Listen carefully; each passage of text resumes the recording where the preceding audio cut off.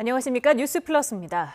제주항공 여객기 참사 원인 조사와 관련해 국토교통부 산하 항공철도 사고조사위에 대해 셀프 조사 논란이 일자 사고조사위원장이 사퇴했습니다. 참사를 키운 원인으로 지목되는 무안국제공항의 로컬라이저 둔덕과 관련해서도 국토부는 적법하게 설치됐다는 해명을 내놨습니다.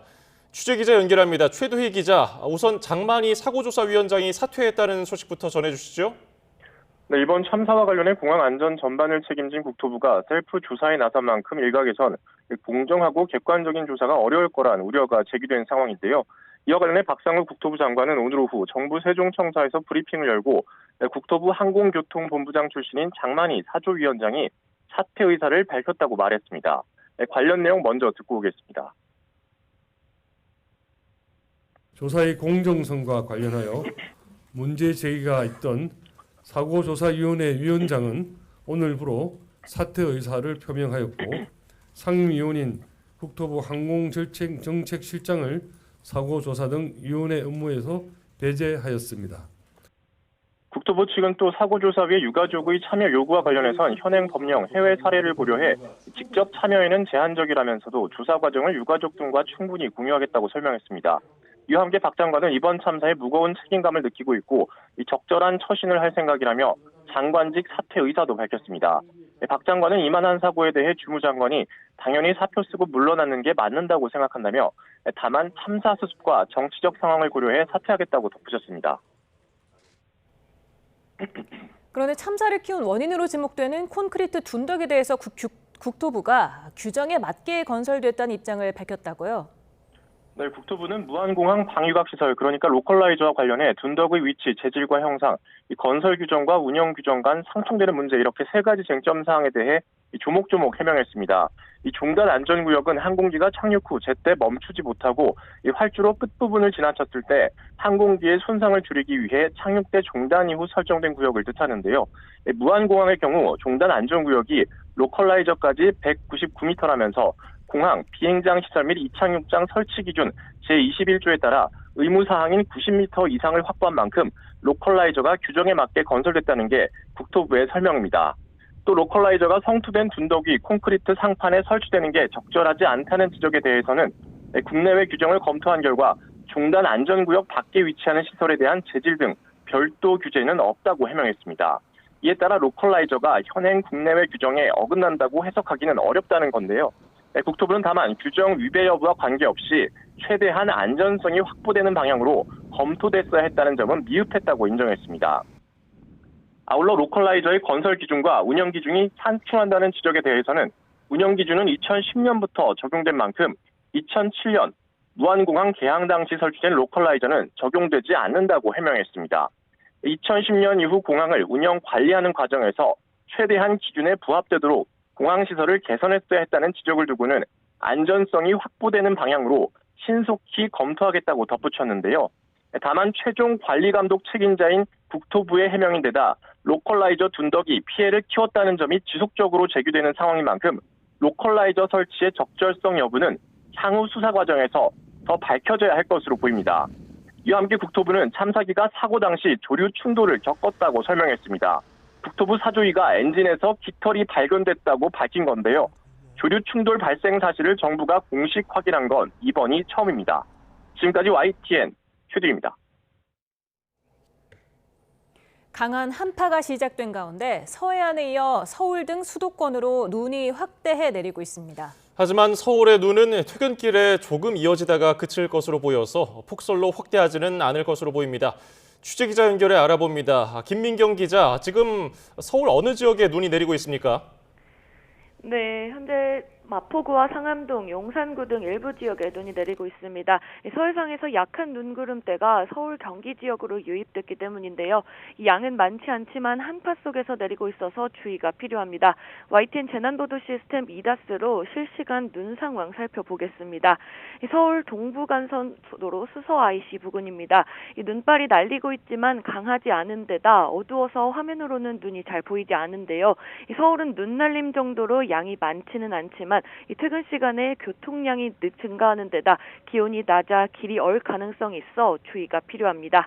앞으로 오늘 밤까지 서울과 경기 일부 지역에는 1cm 안팎의 눈이 오겠고 폭설로 이어질 가능성은 낮습니다. 다만 한파 속의 이면도로 일부에서는 도로 살얼음이 만들어질 가능성이 있어 주의가 필요합니다. 서해안에는 폭설이 내리고 있고 한파도 심해지고 있어서 대비가 필요하죠. 네, 그렇습니다. 현재 한파 속에 충남과 호남 서해안에는 대설 경보와 주의보가 내려져 있고 이 지역에는 이미 10cm 이상의 많은 눈이 내려 쌓인 상태입니다. 오늘 밤사이 강한 한기가 더 남하하면서 또 한 차례 많은 눈이 오겠고 내일과 모레까지 서해안과 충청, 호남 내륙에는 많은 눈이 내려 쌓일 전망입니다. 기상청은 목요일까지 전북 내륙에는 최대 30cm, 광주 전남과 충남 서해안에도 20cm 이상 많은 눈이 내릴 걸로 예보했습니다. 특히 일부 지역에는 시간당 3에서 5cm의 무겁고 강한 눈이 쏟아질 걸로 보여 시설물 피해도 우려되는데요. 또 바람이 강하게 불면서 한파도 점점 심해지겠습니다. 특히 목요일에는 서울을 비롯한 수도권의 아침 체감온도가 영하 20도 안팎까지 곤두박질하겠습니다. 기상청은 서울에도 올해 첫 한파특보가 내려질 가능성이 있다며 한파로 인한 결빅이나 동파 사고를 주의해달라고 당부했습니다. 지금까지 과학기상부에서 YTN 김민경입니다. 비상계엄 사건을 수사하는 공주수사본부가 어제 윤석열 대통령에 대한 체포영장을 다시 청구했습니다. 오동훈 공수처장은 영장이 발부되면 마지막이라는 각오로 임하겠다고 강조했습니다. 자세한 내용 취재기자 연결해 알아봅니다. 이경국 기자. 네, 공수처에 나와 있습니다. 네, 일단 어제 공조본이 체포영장을 다시 청구했는데요. 법원의 판단은 아직입니까? 네, 공조본이 영장을 재청구한 지 하루가 다 되어갑니다. 아직 법원의 결정은 나오지 않았습니다. 공조본 역시 결과를 기다리고 있는데요. 이 당직 판사가 영장을 심리하고 있는 건지 영장 전담 재판부가 심리 중인지도 아직 알려지지 않았습니다. 일단 사안의 중요성을 고려하면 영장 전담 재판부가 맡았을 것으로 보이는데 서부지법 영장 전담 재판부에는 이순형, 신한미 두 명의 부장판사가 있습니다. 공정성을 더욱 기하기 위해서 처음 체포영장을 발부했던 이순영 부장이 아닌 신한미 부장이 담당할 가능성도 점쳐집니다. 영장이 발부된다면 공조본은 2차 영장 집행 준비에 속도를 낼 것으로 보입니다. 반면 윤 대통령 측은 이번에도 법원에 체포 필요성이 없다는 의견서를 냈는데 만약 재판부가 이를 받아들여서 영장이 기각이 된다면 큰 혼란이 불가피할 것으로 예상됩니다. 예, 공조본은 영장이 발부된다면 곧장 준비 절차에 나설 예정이지요? 네, 일단 오늘 오동훈 공수처장이 국회 법사위 현안 질의에 나왔습니다. 재청구한 영장이 발부가 된다면 마지막이라는 각오로 집행에 임하겠다고 말했습니다. 직접 듣고 오겠습니다. 마지막 영장 집행이라는 그 비장한 각오로 철두철미하게 준비해서 2차 집행에 대해서는 목적을 달성할 수 있도록 공조본 차원에서 최선을 다하겠고. 네, 이와 함께 공수처 관계자는 영장이 발부되면 경찰과의 본격적인 실무 협의에 나설 예정이라고도 말했습니다. 지난 3일 1차 집행 당시에 경호처와 군의 거센 저항이 있었고요. 이후에 한남동 관저 경호가 더 삼엄해진 상황인 만큼 투입 인력을 늘리는 방안 등이 적극적으로 검토될 것으로 보입니다. 어제 공조본이 영장의 유효 기간은 확인이 어렵다고 밝혔는데요. 이건 어떤 의미일까요? 네, 말씀하신 대로 어제 공조본이 영장 재청구 사실을 알리면서 영장 유효 기간은 확인이 어렵다고 공지를 했습니다. 오늘 오동훈 공수처장도 현 시점에서 유효 기간을 공개하는 것은 부적절하다면서 말을 아끼는 모습이었는데요. 앞서 공수처는 지난달 31일 처음 체포영장이 발부됐을 때는 직접 유효 기간을 공개한 바가 있습니다. 하지만 이후에 영장 집행이 거센 반발에 막혔고 또 유효기간 마지막 날인 어제까지 한남동 관저 앞에서는 집회가 계속됐습니다. 결국 이번에 유효기간을 밝히지 않는 건 2차 영장 집행의 밀행성, 그러니까 수사 보완을 더욱더 강화하겠다는 의지로 풀이가 됩니다. 지금까지 공수처에서 전해드렸습니다. 경찰 특수단이 윤 대통령의 체포영장 집행을 막은 혐의가 있는 박종준 경호처장에게 3차 출석 요구를 했습니다. 경찰은 윤석열 대통령에 대한 체포영장이 다시 발부되면 적극적으로 체포에 나서겠다는 의지도 보이고 있습니다. 현장 취재기자 연결합니다. 유롱성 기자. 네, 경찰청 국가수사본부입니다. 네, 박종준 경호처장은 2차례 경찰의 출석 요구에 불응했는데요. 경찰이 오늘 3차 출석 요구를 했다고요? 네, 박종준 대통령 경호처장은 오늘 오전 10시로 예정됐던 경찰의 2차 출석 요구에도 불응했습니다. 경호처는 아직 경호처장인 박 처장이 변호인을 선임하지 않았다며 조사 예정 시간인 10시 직전에 불출석 의사를 밝혔는데요. 앞서 윤 대통령에 대한 체포영장 집행이 실패한 이후 경찰은 박 처장에게 영장 집행을 방해한 혐의로 출석하라고 통보했지만 박 처장 측은 경호 업무가 엄중한 시기라며 거부했습니다. 이에 따라 경찰은 박 처장에게 이번 주 금요일 오전 10시까지 나와 조사를 받으라며 3차 출석 요구를 했습니다.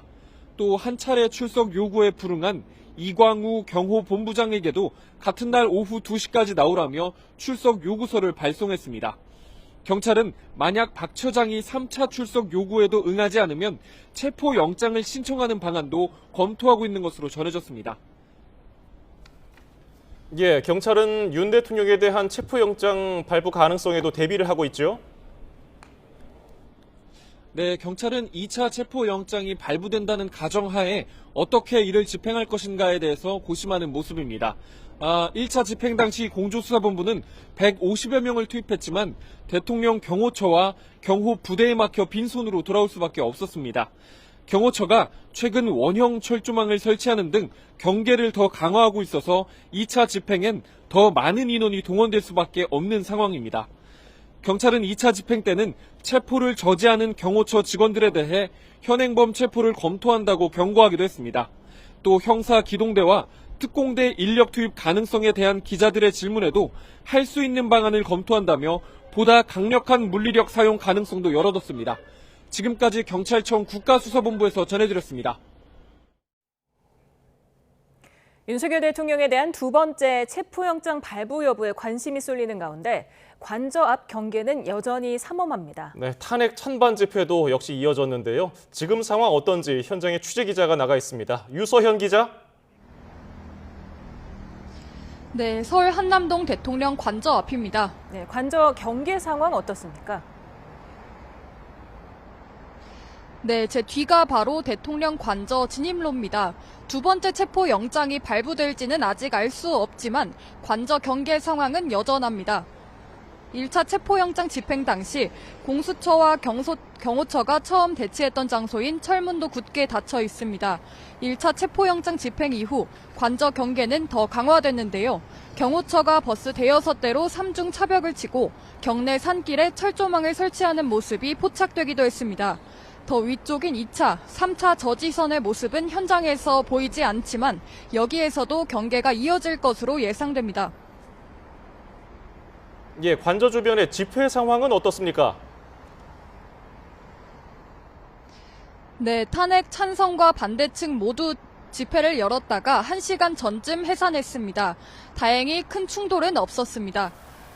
오전에도 큰 집회는 없었는데요. 탄핵 찬반 양측이 연일 밤샘 집회를 이어가다가 첫 번째 체포영장 기한이 끝나면서 잠시 숨을 돌리는 것으로 보입니다.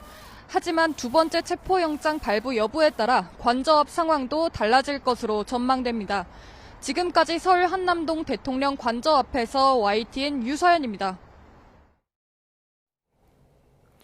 윤석열 대통령에 대한 첫 체포영장 집행이 무의로 돌아가자 여야는 각기 다른 셈법 속에 공수처를 향한 압박 수위를 끌어올리고 있습니다.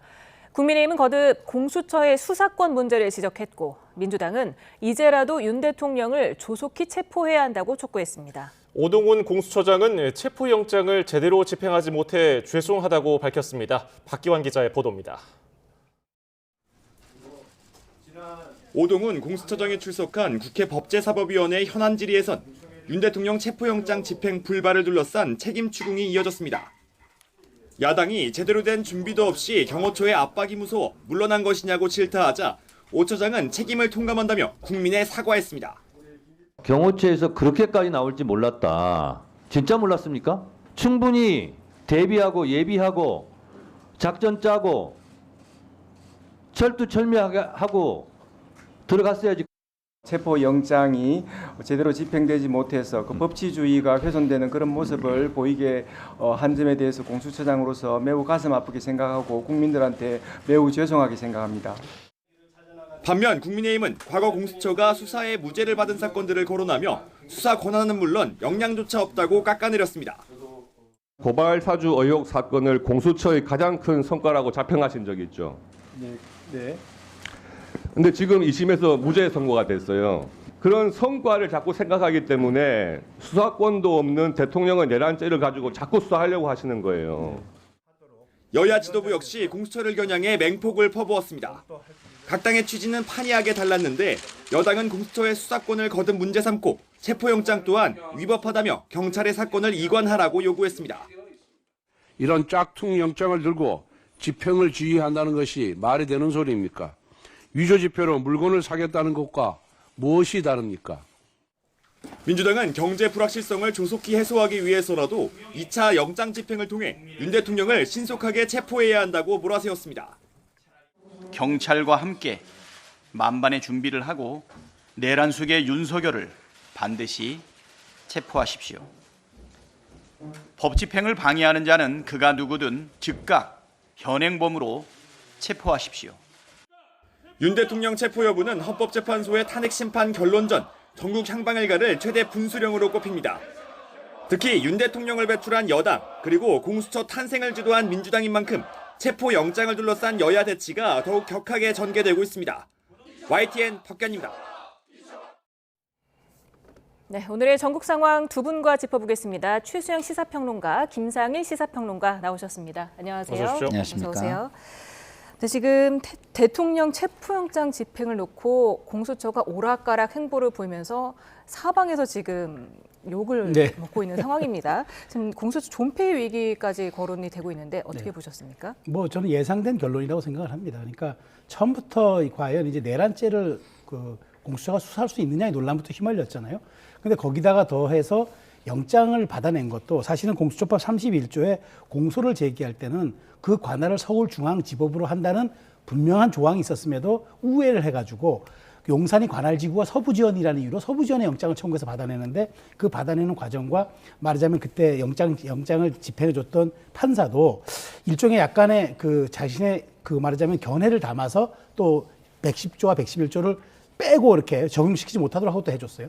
그리고 집행하는 과정에서도 그 말하자면 사전에 치밀하게 계획하지 못하고 경호처의 강력한 반발에 5시간 반 동안 외신에 그냥 생중계되는 망신만 당하고 도로 물러났단 말이죠. 그러니까 수사 지휘권, 그다음 내란죄를 할 수 있느냐의 본질적인 문제, 그다음에 수사 역량, 이 모든 것의 한계를 드러내면서 공수처가 지금 완전히 코너에 몰린 건 사실인 것 같아요. 근데 저는 그래요. 공수처가 아무리 지금 뭐 공무집행 방해 얘기하는데 아니 정당한 공무집행이어야 공무집행 방해가 적용이 되죠. 이게 정당하느냐의 논란에서 지금 자유롭지 않기 때문에 공수처가 다시 한번 지금 또 체포영장을 해서 하겠다고 하는데 저는 이게 또 하나의 논란만 더 나은 거고 그다음에 이렇게 오히려 국가를 두 쪽으로 분열내고 용산을 둘러싸고 정말 국민 갈등을 극대화로 치닫는 또 하나의 그 사례가 되지 않을까 싶어서 저는 한마디만 드린다면은 목적이 아무리 좋아도 수단을 정당할 수는 없습니다. 그러니까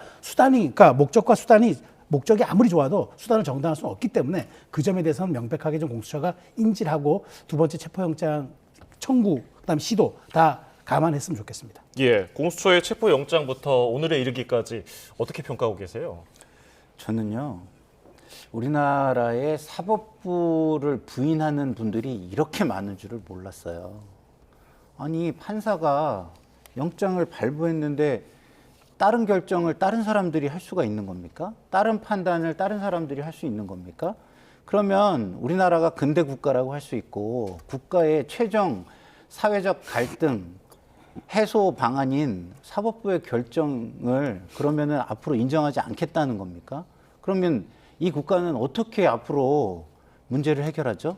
갈등을 어떻게 힘으로 합니까? 이제 다시? 정글 사회로 돌아가서 힘이 센 자가 법관이 뭘 했든 간에 그건 짝퉁이야 라고 얘기합니까? 저는 답답해 죽겠습니다. 도대체 누가 결정을 한단 말입니까? 법관이 결정을 한 겁니다. 여당의 원내대표가 그것이 아니라고 말할 수 있습니까? 그러면은 법도 초월하고 사법도 초월하는 초월적 존재란 말입니까, 본인은? 저는 도대체 무슨 소리를 하고 있는지를 모르겠고요. 공수처도 왜 체포영장이 발부가 됐는데 당당하지가 못하죠? 당당하게 하면 되는 거예요. 그리고 의지가 약한 거 아니에요? 거기에서 어떻게든 국민 여론을 생각하면 희생적인 모습까지도 보였어야죠. 예? 누가 쓰러지는 한이 있어도 자신의 소임을 다하겠다는 의지와 헌신성을 보여줬다면 이런 논란을 자초했겠습니까? 저는 2차 영장이 발부가 되면 공수처 영장 집행하는 인원은 공수처장을 비롯해서 그 자리에서 쓰러져 죽겠다는 각오로 당당하게 집행을 해야 된다, 이렇게 생각을 합니다. 자, 우리 사회의 법관 숫자를 한번 생각해 보세요. 검사 숫자보다 많습니다. 굉장히 많아요. 그러면 그 법관들의 판단이 다 일률적이어야 한가요? 1심에서 유죄가 나오면 2심에서도 유죄가 나와야 되고 3심에서도 유죄가 나와야 됩니까? 그럼 3심제를 뭐하러 둡니까? 법관마다 판단하는 바가 다를 수도 있기 때문에 3심제를 두고 있는 겁니다. 체포영장을 발부한 법관이 있습니다. 틀렸으면 또 다른 절차를 통해서 문제를 삼으면 되는 겁니다. 그게 사법 체계입니다. 그걸 무시하고 힘으로, 그리고 지지자들을 선동해서 위험에 쳐놓고 그걸 아무렇지도 않다는 듯이 있는 저분들이 과연 제도권에 자리를 할 수 있는 사람들인가 의심스럽고요. 과연 역사와 국가와 국민을 생각하는가, 아니면 자기의 권력과 이익만을 탐하는 자들인가, 참 의문스럽다, 이런 말씀을 드립니다. 네. 공수고법원이 어제로 만료된 윤 대통령 체포영장을 다시 청구를 했습니다. 아직 결과가 나오진 않았습니다만 만약에 발부가 된다면 유효기간은 또 밝히지 않겠다, 이렇게 말을 했는데 이 이유는 뭐라고 보십니까? 전 또 첫 단추부터 꼬였다고 봐요. 그러니까 지금 왜 또 서부지법에 갑니까? 서부지원에.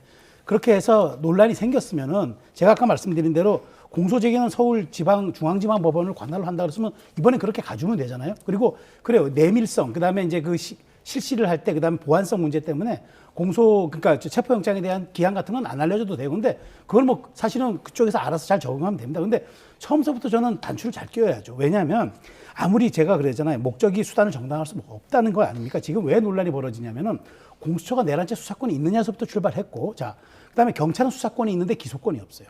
그다음에 검찰은 기소권이 있는데 또 수사권이 없고, 그다음에 지금 수사 제기 과정에서 공수처가 우리한테 다 넘기라고 했기 때문에 검찰은 빠져 있어요. 근데 여기서 수사 속도가 가장 빠른 곳이 어디입니까? 검찰입니다. 벌써 주요 관련 종사자들에 대해서 이미 공소장 만들어서 넘겼어요. 자, 그러면은 지금 저는 공수처가 다시 한번 이렇게 고집을 피울 게 아니라 경찰한테 넘기기 어려우면은, 자, 처음서부터 우리가 이제까지 수사했던 자리 넘길 테니까 경찰이 처음서부터 다시 수사를 해서, 그러면 그 정확하게 경찰이 검찰의 수사지를 받아서 중앙지법에서 받든 아니면 그때 서부지에서 받든 그때 체포영장 받아서 가면 될 거 아닙니까? 마치 이게 이번에 6일, 그러니까 그게 딱 체포영장 기한이 끝나자마자 바로 또 서부지원에 또 하겠다는 건 논란을 이어가겠다는 건 아닙니까? 모르겠습니다. 이번에 또 국회에 가가지고 이번엔 정말 차질 없이 하도록 하겠다는데, 제가 말씀드린 대로 적법한 공무집행은 적법해야 공무집행인 겁니다. 그러니까 적법하지 않기 때문에 저항을 부르는 거잖아요. 그런 측면에서 이렇게 한번 꼬였다면 조금 속도에 대한 조절을 가지고 다시 한번 그런 원칙에 돌아가서 경찰이 수사권을 가지고 검찰의 지휘를 받아서 다시 체포영장을 발부받아 들어간다면 저는 그거는 대통령 경호처에서도 거부할 명분이 없을 거라고 보는데, 왜 이렇게까지 굳이 무리하게 우회로를 택하고 편법을 택해서 공수처가 수사의 어떤 그 키를 쥐고 가려고 하는지, 저는 사실 저희가 조금 의심스러운 거죠. 예, 첫 번째 체포영장 청구도 서부지방법원에다 했는데 네. 두 번째 역시 서울 서부지방법원에 네. 신청했어요. 이러면 또 윤 대통령 측이라든지 여당에서는 반발할 것 같은데 어떻게 보십니까? 글쎄요, 일단은 처음에 한 거는 공수처의 판단이었고요.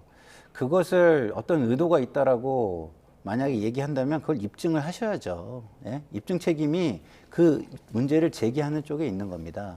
근데 그런 문제를 제기했다고 해서 갑자기 또 법원을 바꿔가지고 한다? 그럼 자기들의 잘못을 인정하는 거잖아요. 형사소송법에 의해서 관할지에 그거를 청구할 수 있다라고 또 돼 있다고 분명히 고위 공수처장이 답변을 하고 있지 않습니까? 그리고 그 최종 판단은 아까도 말씀드렸지만 법관이 하는 것입니다. 법관이 해가지고 적법하다고 했습니다.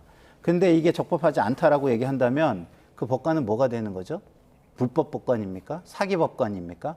도대체 그 법관은 뭡니까 도대체? 예? 그리고 태어나면서부터 거기에 주홍 글씨가 진보 이렇게 주홍 글씨가 써 있는 건가요? 법관은 본인의 양심에 따라서 하도록 훈련이 돼 있는 사람들입니다. 예? 그러면 보수라고 느껴지는 사람은 진보와 관련된 건 하면 안 되고, 진보라고 느껴지는 사람은 보수라고 생각되는 사건은 맡으면 안 되고, 이런 겁니까? 아까도 말씀드렸지만 우리는 근대 국가를 살아가고 있는 겁니다. 근대 국가의 사법 체계는 마지막 갈등을 해소하는 방식입니다. 그것을 만약에 인정하지 못하겠다라고 한다면 이 나라는요, 세계 어느 나라에도 법치국가나 민주국가라고 인정받지 못할 거라고 제가 감히 단언합니다. 네, 오동훈 공수처장이 오늘 국회 법사위 현안 질의에 참석을 해서 대통령 체포가 무산된 데 대해서 국민께 죄송하다 그러면서 2차 때는 진짜 마지막이라는 각오로 철두철미하게 준비를 하겠다고 했는데 지금 1차 때와는 또 사뭇 달라진 게 관저가 더 요새화되지 않았습니까? 그렇죠. 철도망까지 동원이 됐고 버스도 여러 대 더 늘어났는데 어떻게 준비가 가능할까요? 그러니까 자, 우리 공수처도 그렇고 경호처도 그렇고 우리 공권력이고 국가기관입니다. 공권력과 공권력이 맞부딪히고 국가기관과의 충돌이 일어나서 만일 여기에 무력이 개입한다 그러면 바로 그게 내전입니다. 이거는 정말 어마어마한 일입니다. 그런데 왜 공수처가 저렇게까지 그렇게 체포영장을 발부받아서 대통령에게 꼭 수갑을 채워서 끌어내는, 진짜 그 우리 김상일 평론가 문명국가라는 얘기를 하는데 그 문명국가에서 그걸 우리가 꼭 그렇게 보여줘야 합니까? 자, 지금 수사가 잘 진행되고 있다 그러면 내란의 우두머리라고 수개라고 표현을 받는 대통령에 대해서 최종 확인을 하면 되는 겁니다. 수사를 충실하고 한 다음에 그 모든 갈래를 다 잡아서 최종적으로 그 최종 정점에 있는 대통령에게 확인만 받으면 되는 겁니다. 지금 관저에 갇혀 있으면서 뭐 그럼 전화를 와서 증거를 인멸하겠습니까? 어디로 해외로 도주하겠습니까?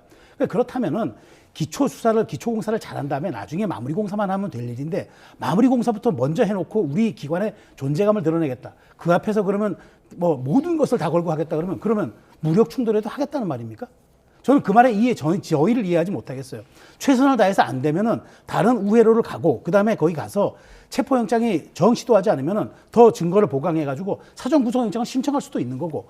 그 다음에 오죽 그러면 자신 없었으면 경찰 보고 체포영장을 좀 대행해달라고 그렇게 얘기했다 또 아니라니까 철회하는 저렇게 후한무치한 그 기관의 수장이 국회에 나가서는 당당하게 내가 거기서 뭐 모든 것을 걸고 해결하겠다는 식으로 얘기한다면 저는 저 말이 굉장히 불길하게 느껴지는 게 그럼 무력을 불사하겠다는 얘기인지 사실 그렇게 된다는 건 그 재앙에 가까운 일이거든요. 그런 측면에서 저렇게 강성 발언을 쏟아내는 게 공수처장의 역할에 맞는 건지 의문이 되고요. 어쨌든 저는 발부받을지 뭐 어떻게 될지 체포영장에 대해서는 모르겠습니다만은 저는 이렇게까지 꼭 무한 충돌로 가는 것이 능사인가 질문을 던지지 않을 수 없습니다. 네, 지금 사전 구속영장 얘기를 하셨는데요. 대통령 측이 영장 실질 심사에는 응한다고 하지 않았습니까? 근데 왜 구속영장 대신에 체포영장을 다시 청구한 걸까요? 자, 대통령께서 기본적으로 우리 국민에게 한 얘기 중에 제대로 지킨 게 뭔지를 저는 잘 모르겠어요. 예? 김건희 여사 건부터 후보 시절부터 시작해가지고 도이치모터스와 관련돼서는 일정 시점 이후에 끊었다고 했는데 끊지 않은 게 다 밝혀졌습니다. 그 이후에 한 모든 중요한 말들의 말이 바뀌지 않은 게 도대체 무엇인지 저는 잘 모르겠습니다. 과연 대통령께서 어떠한 영장이든 간에 그걸 실질 심사를 받을까요? 국민이 그걸 믿을까요? 앵커님은 믿으시면서 이 질문을 하시는 걸까요? 저는 그런 생각이 머리를 계속해서 스쳐갑니다. 자, 좀 전에 말씀하셨어요. 경호처에서 이거를 대응을 하면은 무력을 사용한다? 자, 경호의 의미가 뭐죠? 위해를 막거나 안전을 지키는 겁니다. 누가 지금 대통령한테 위해를 가려고 한다는 겁니까? 영장을 집행하는 게 위해입니까? 예? 저는 묻고 싶습니다. 여기서 왜 무력이란 말이 나오죠? 그거에 저항하는 게 불법이고 불법에 대해서는 경찰은 강제력을 동원할 수 있습니다. 그럼 강제력을 동원할 수 있는 권한이 경찰에게 있는 겁니다. 그걸 왜 무력이라고 하죠? 경호처가 경호가 아닌 진짜 말도 안 되는 행위를 불법적인 특수 공무집행 방해를 하고 있는 부분이 문제가 되는 것입니다. 자, 그것도 공수처의 일반 직원들은 어쩔 줄 몰라 할 수도 있습니다. 공수처장의 개인의 정치적 야욕을 위해서 본인들이 희생당한다고 내심 굉장히 초조해하고 있을 수도 있습니다.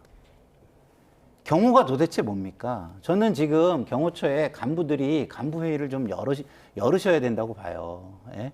경호의 의미를 다시 한번 회의에서 토의를 하고 이게 경호인지.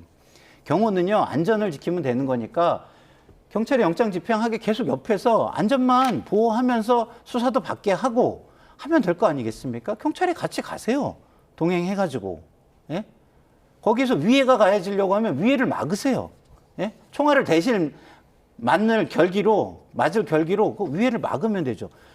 법을 집행하는 게 어떻게 위해가 될 수 있습니까? 이게 법치국가고 군대국가라고 할 수 있습니까 도대체? 저는 답답해서 정말 평론을 하는 것조차가 너무나 스트레스입니다. 예. 예, 지금 박종준 경호처장 특수공무집행 방해 혐의를 받고 있어서 네. 경찰이 2번 소환 요구를 했는데 불응했죠. 3차 소환 요구도 했는데 이게 경호처장에 대한 체포영장 발부가 또 될까요? 뭐 시도는 할 것 같아요. 시도는 할 것 같은데 근데 그것 또한 과연 가능할 것인가? 왜냐하면 지금 어쨌든 대통령에 대해서 지금 그 경호를 총지휘하고 있는 사람이기 때문에 그게 가능할 것이냐. 저는 그래서 지금 그 박종준 경호처장의 행동이 온당하냐를 우리가 많이 질문하잖아요. 예. 그러면 그 과연 그러면 이제 경호라는 이름으로 그렇게까지 대통령을 방어하고 지켜내는 게 맞느냐 이런 질문들을 많이 하는데 제가 아까 말씀드린 대로 공무집행 방해가 성립이 되려면은 적법하고 모두가 인정할 수 있는 공무집행이라고 하면 그거는 그 상응한 대가를 치러야 돼요. 근데 적법하지 않다고 지금도 이 부분이 논란이 돼요. 왜냐하면 아까 그러니까 체포영장에 대해서 110조, 111조 얘기할 때 우리가 이런 얘기합니다. 판사가 영장 발부했으니까 맞아요. 우리가 영장 제일주의니까 그건 존중해야 돼요. 근데 그 과연 110조, 111조를 제외할 때 그러면 판사가 법의 집행자여야지 판사가 법의 창조자입니까?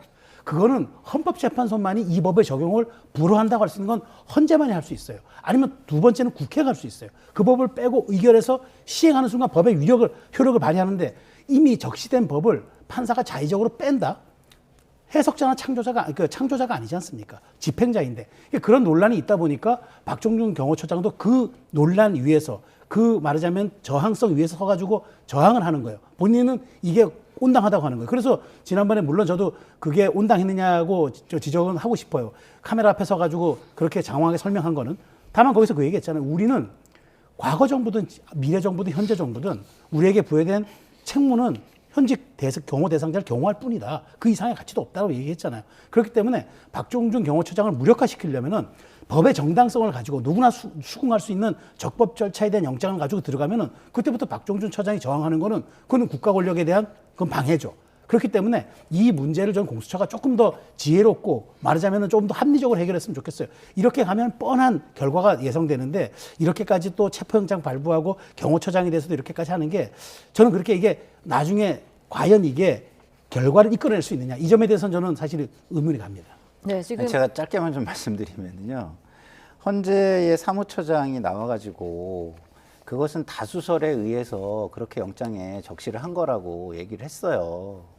그게 무슨 얘기냐면, 자, 기본적으로 최종 판단은 아니지만 유권 해석을 내릴 수 있는 게 기관의 장입니다. 그럼 헌재라는 기관의 장은 1차 유권 해석은 그렇게 내렸다는 의미예요. 할 수 있다는 의미입니다. 이게 재판 가서 마지막으로 뒤집힐 수는 있습니다. 최종 판단은 아니에요.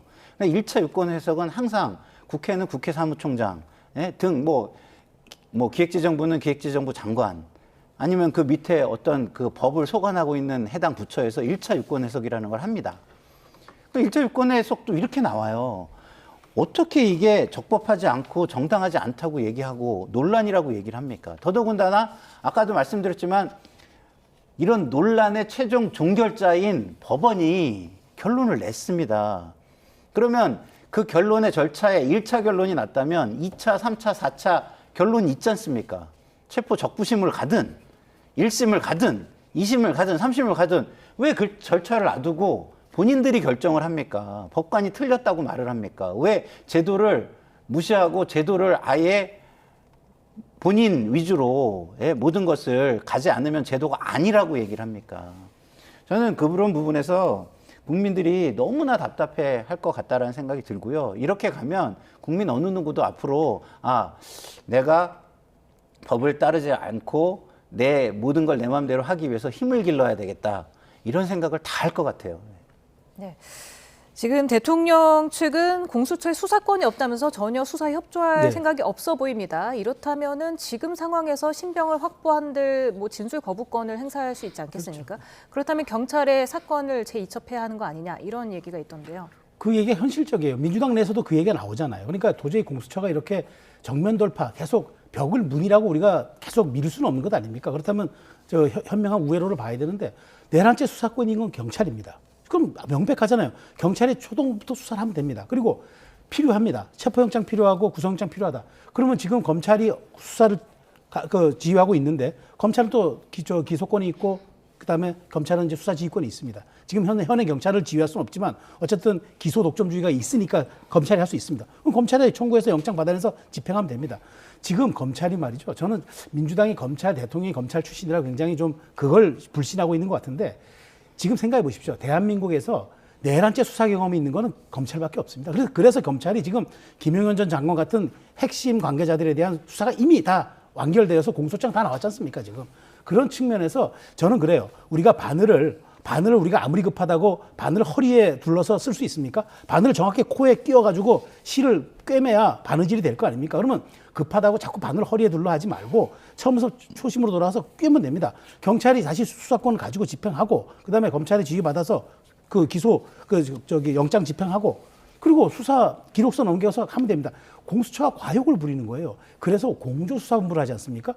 합동수사본부야죠. 왜 합동이라는 소리 안 합니까? 컨트롤타가 없기 때문에 공조라는 애매한 표현을 쓰는 겁니다. 제각각 역량을 발휘해보자는데 그것이야말로 아무런 결과 낼 수 없는 겁니다. 그렇기 때문에 이제라도 저는 원칙으로 돌아가면 될 일이다. 경찰이 키를 가지고 검찰의 영장을 받아서 집행해서 공수처는 외곽에서 도우면 됩니다. 무리한 자꾸 욕망이 이렇게 엉뚱한 길을 가게 합니다. 네, 경찰이 키를 잡으면 대통령이 수사에 협조할까요? 아니 그렇게 얘기했잖아요. 지금 대통령 변호인단 측도 우리가 적법하게 발부된 경찰이 영장을 발부한다면 응할 생각이 있다라고 분명히 변호인단이 얘기했기 때문에 저는 원칙으로 돌아가면 된다고 봅니다. 예. 자, 그런가 하면은 지금 민주당 법률위원회가 최상목 권한대행에 대해서 직무유기 등 혐의로 경찰에 고발을 했어요. 네. 지금 윤 대통령 체포 시도 당시에 경호처가 저지하는 거를 방조했다는 얘기죠. 네. 이 점은 어떻게 보셨습니까? 그래서 저는 그건 굉장히 어려운 문제라고 봐요.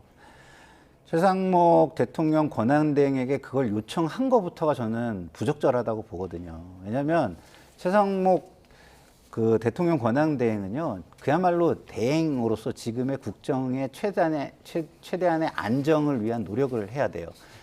경제, 그 다음에 민생, 이 부분이 흔들리면 안 됩니다. 근데 이 정치적인 논란, 사법적인 논란에 최상목 부총리를 끌어오면은요, 그 부분이 전부 다 흔들릴 수가 있어요.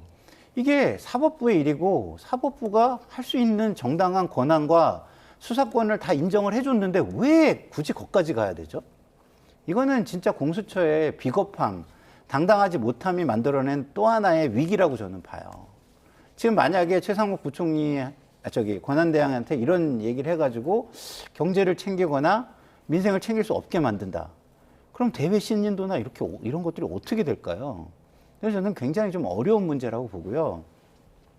최상목 권한대행 입장에서도 자 보세요. 본인이 권한대행이에요. 그리고 경호처가 생각하는 경호 대상이라는 건 직무가 정지돼 있긴 하지만 대통령도 경호 대상이고 권한대행도 경호 대상이에요. 근데 그 경호처에다가 권한대행이 나 경호하지 마라고 하면 경호 안 하겠습니까? 그러진 않을 거예요. 전문성이 있다고 생각하기 때문에, 전문 기관이기 때문에. 그래서 그런 논란을 오히려 최상목 부총리한테 요청하는 것 자체가 저는 너무나 큰 논란을 오히려 만드는 것이다 라고 생각하고, 사법부가 당당하게 사법 절차에 맞게 하면 되는 겁니다. 이거는 굳이 거기를 자꾸 끼어들게 할 필요가 없어요. 그리고 아까 공조본을 인정하지 않는다고 얘기를 하는데 그걸 누가 결정합니까? 또 법원이 거기서 수사권이 있다고 얘기를 했잖아요. 그리고 경찰이 공조본을 왜 검찰하고 안 꾸리고 공수처하고 꾸렸을까요? 경찰 자체도 검찰에 대한 불신이 있다는 뜻이에요. 그리고 공수처와 공조본을 꾸릴 때는 영장을 검찰에 가서 청구해가지고 승인받는 게 싫어가지고, 내지는 그게 오히려 다르게 해석되거나 휘둘릴 수 있을 거라고 생각하기 때문에 안 한 겁니다. 그게 불신의 결과예요. 예? 경찰이 검찰에 대한 불신의 결과라고 저는 생각합니다.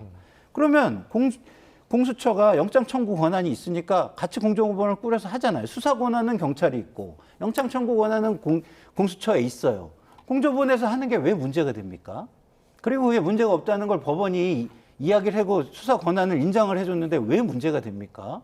문제가 되면 그 문제 되는 걸 가지고 법원에다가 가져가서 다투세요. 그게 근대 국가입니다. 예? 네이션 빌딩이라는 게 그렇게 만들어졌는데 이걸 해체하겠다고 지금 나서는 이야기를 자꾸 하고 있고 제가 그걸 듣고 있는 겁니다. 제가 공부를 정말 잘못한 것 같아요. 제가 그동안 배우고 공부했던 것들이 일거에 무너져 내리고 있어가지고 이거 초등학교부터 다시 들어가야 되나 이런 생각이 듭니다. 근데 사실 이런 수사권 논란은 특검이 출범하면 사라지는 거 맞습니다. 아니겠습니까? 그래서 네. 내일 국회에서 쌍특검법, 내란특검법과 김건희 여사 특검법을 재표결할 건데 지금 국민의힘은 내일 부결시키겠다 이런 방침 아니겠습니까? 네. 이런 상황에서 상설특검이라도 출범을 해야 할 텐데 지금 최상무 권한대행이 왜 상설특검을 추천 의뢰하지 않는 겁니까? 뭐 제한적으로 운영하라니까 지금 대행의 대행이니까 대대행이잖아요. 대대행이 뭔가 창조적으로 업무를 수행하거나 아니면은 아주 자의적으로 또 그다음에 본인이 뭔가 적극적으로 나서서 한다는 게 자꾸 논란에 있을 수 있겠죠. 근데 저는 일단 상설특검요? 저는 굳이 그거 할 필요 없다고 봐요. 내란특검 부결시키고 이번에 다시 재의결하면 됩니다. 이번 내란특검요. 국민의힘 먼저 발의할 수도 있습니다. 왜냐하면 지금에 있는 내란특검은 사실 무제한으로 할 수 있어요. 왜냐하면 여기에 대해서 조사 중에 나온 사실도 다 조사할 수 있답니다. 그럼 이거는 제한 없는 거예요. 그렇다면 이런 내란특검은 사실상 특검하겠다는 게 아니라 그 보수 진영을 초토화시키겠다는 얘기거든요. 그러니까 이거 빼고 그러면 아주 이제까지 1999년 특검 이후에 전부 많았던 특검 중에서 제일 많았던 게 대한변협이 추천한 게 5건, 그다음에 대법원장이 추천한 게 4건입니다. 제일 많았습니다. 왜 제일 많았을까요? 중립적이었으니까요. 가치 중립적이었고 누구나 생각해도 여기에서 할 수 있는 것들이 나중에 공정성을 담보할 수 있다고 생각했기 때문에 그런 겁니다. 그럼 그렇게 하면 됩니다. 대한변협이나 그다음에 대법원장이 추천하는 내란특검하고 그다음에 수사에 대한 대상 명확히 하면 됩니다. 위헌성 여부와 내란죄 성립 여부 2가지 과정에서의 개입 여부를 정확하게 3가지 트랙으로 조사하면 됩니다. 국민의힘이 반대할 수 있을까요? 저는 이거는 반대할 수 못한다 봐요. 그럼 제가 막 그랬잖아요. 조금 시간이 더디더라도 가장 적법하고 가장 공정하고 가장 합리적인 방법으로 추진해서 실체적 진심 밝히면 됩니다. 굳이 저렇게 무리하게 속도 경쟁해가지고 끌어낸 결과가 국민들이 동의할 거라고 보십니까? 아니면 나중에 사후적 정당성을 가질 거라고 보십니까? 그런 측면에서 우리가 다시 한번 생각해 봐야 되는 이유가 저는 여기에 있다고 봅니다. 예, 이 내란특검법과 관련해서 이번에 이탈표가 나올지 아니면은 이번에는 부결되고 다시 상정됐을 때 그때 내용이 좀 바뀌면은 국민의힘 의원들도 좀 찬성을 할지 어떻게 전망하십니까? 근데 저는요, 재의결에서 부결될 가능성이 있다고는 봐요. 근데 지금 이 국가의 정상화라는 걸 중요하게 생각한다면 저는 다소 논란이 있더라도 빨리 내란특검을 출범시키는 게 맞다고 봅니다. 하지만 그것이 또 국론을 너무 분열시킬 우려가 있다면 그러면 그 우려를 가진 쪽에서 대안을 내야 맞는 거 아닙니까? 예? 무슨 뭐 사람 마음이 버선 속도 아니고 버선 뒤집어 본 다음에 원하는 것들을 맞춰서 해줘야 되는 건가요? 본인들이 그렇게 답답한 게 있다면 대안을 내셔야죠. 집권당이잖아요. 그럼 이런 지금 비상계엄과 이런 상황을 계속 가져가겠다는 겁니까? 그리고 본인들만 아무 문제가 없다 그러면은 타국에서 국제사회에서 그렇게 봐주나요? 지금 우리 대외 신인도가 굉장히 살얼음판입니다. 예? 지금 이게 언제 신용등급을 지금 내릴지 몰라요. 이게 예측 가능성이 있어야 그래 이 예측 가능한 경로를 통해서 이렇게 가겠구나 이 국가는 이래야 인정을 해주고 그런 부분을 변화를 시키지 않는 겁니다. 근데 지금 계속해서 하시는 말씀을 들으면 다 주장들이에요. 그러면 다른 한쪽은 주장이 없습니까? 그리고 다른 한쪽의 주장이 아까 국민 동의를 말씀하셨는데 동의율이 제가 볼 때는 훨씬 높습니다. 예? 거의 2배 내지는 2배 이상 높습니다. 그러면 다수결의 원리에 의해서도 맞지가 않아요. 지금 주장하시는 것들이. 그런 주장을 왜 하시는지 뭐 충분히 이해는 갑니다만 예? 지금은 그런 주장을 하시기보다 그런 주장을 하시고 싶다면 그걸 해결할 수 있는 대안을 내셔가지고 여당으로서의 능력, 무능이 아니라 예? 능력을 조금이라도 보여주시는 게 맞다 이런 말씀을 드립니다. 네, 리얼미터 여론조사 결과 민주당이 3주 연속 하락세를 보이고 또 국민의힘은 소폭 상승했던데 이 부분은 어떻게 보셨습니까? 이게 바로 저는 그 보수와 중도의 역풍이라고 봅니다. 그러니까 민주당이 자 보십시오. 지금 공수처 압박하고 그다음에 사법부 압박하면서 뭐라고 합니까? 아주 헌재에 대해서 속도전 내라고 주문하고 실제 이재명 대표 재판에서는 지연전을 펼칩니다. 그리고 이 불법을 응징하기 위해서는 적법해야 되잖아요. 근데 우리가 불법을 동원하더라도 저 불법을 응징하기 위해서는 수단과 목적 모든 게 정당화될 수 있어라고 밀어붙이는 것. 이게 바로 지금 여론의 역풍을 부르는 겁니다. 계엄 이후에 한번 생각해 보십시오. 국민 여론이 엄중했습니다. 대통령 그러면 안 된다 그러고 보수 진영 그때 굉장히 말하자면 위축되어 있고 국민이 거칠게 정말 심판하려고 했습니다. 근데 이게 3주 만에 바뀌었습니다. 왜 그럴까요? 탄핵소추 무리하게 진행하죠. 그다음에 이 탄핵소추가 말이죠. 대통령이 계엄 선포하고 난 이틀 후에 바로 탄핵소추안이 나왔습니다. 그러니까 그 어떤 한 번의 실체적 조사, 종청에 한번 거친 것 없이 무조건 여론에 의해서 탄핵소추안 밀어붙였습니다. 그 두 번째만은 됐습니다. 그때까지 국민들이 쳐다봤습니다. 그러니까 탄핵소추안이 돼서 이제 법으로 넘어갔는데, 헌재로 넘어갔는데 그 다음서부터 하는 이 민주당의 행태가 총리 탄핵해. 대대행 체제로 가. 그다음에 더 무서운 거는 민주당은 모든 게 우리가 명분이 있고 우리가 정당하기 때문에 우리는 무엇을 해도 할 수 있어라고 밀어붙였습니다. 그 결과 후폭풍이 이렇게 몰아친 거고요. 이 지형이 저는 더 갈 수도 있다고 봅니다. 왜냐하면 지금 민주당이 너무 조급해졌어요. 지금 말하는 언사라든가 이게 대대행도 탄핵할 수 있다라고 얘기하지 않습니까? 국가 미래가 안위도 없는 거죠. 이런 측면이라면 저는 이번 여론조사는 전조에 불과하고 앞으로도 민주당의 행태에 따라서 이 여론조사는 계속 출렁거릴 수 있습니다. 그러니까 지금부터 우리가 봐야 될 거는 정말 앞으로 우리 정치가 얼만큼 제자리로 갖기 위해서는 원칙과 자신들의 정파를 떠난 그 정말 국민 속으로 들어갈 수 있느냐. 저는 이게 기준이 될 거라고 봅니다. 예, 김성일 평론가님은 이번 여론조사 어떻게 보셨습니까? 그러니까 우리가 이제 그 여론조사를 보시면은 사회적 갈등이 굉장히 심해질 때는 중도층은 의사표명을 좀 안 해요. 왜냐하면 쓸데없이 제가 피해를 볼 이유가 없잖아요. 그렇기 때문에 안 해서 강성 지지층들이 주로 답변을 합니다. 그러면은 그 합리적인 진보 보수도 강성 지지층으로 채워지는 거죠. 그러면 저걸 보시면 알겠지만 기본적으로 강성 지지층이 한 뭐 양쪽에 30, 30 내지는 35, 35로 본다면 그게 채워지고 있는 거고 이미 민주당 쪽은 그걸 넘어서 있는 거기 때문에 강성 지지층의 의견이 과대 대표될 부분이 없어요. 여지가 없어요. 그러나 국민의힘 쪽은 강성 지지층의 목소리가 과대 대표될 여지가 있는 부분이 채워지고 있다고 저는 보여집니다. 그러면은 중도층은 언제 의사를 표명하게 되느냐? 결국에는 선거에 가서 의사를 표명하게 될 텐데요. 자, 이런 상황 속에서 중도층이 과연 지금의 여권을 뽑을까요? 저는 한번 잘 생각하시고 본인들의 미래를 잘 설계하시기를 바란다는 말씀을 드립니다. 네, 오늘 말씀 여기까지 듣겠습니다. 최수영, 김창일 두 분 시사평론가와 얘기 나눠봤습니다. 감사합니다. 고맙습니다.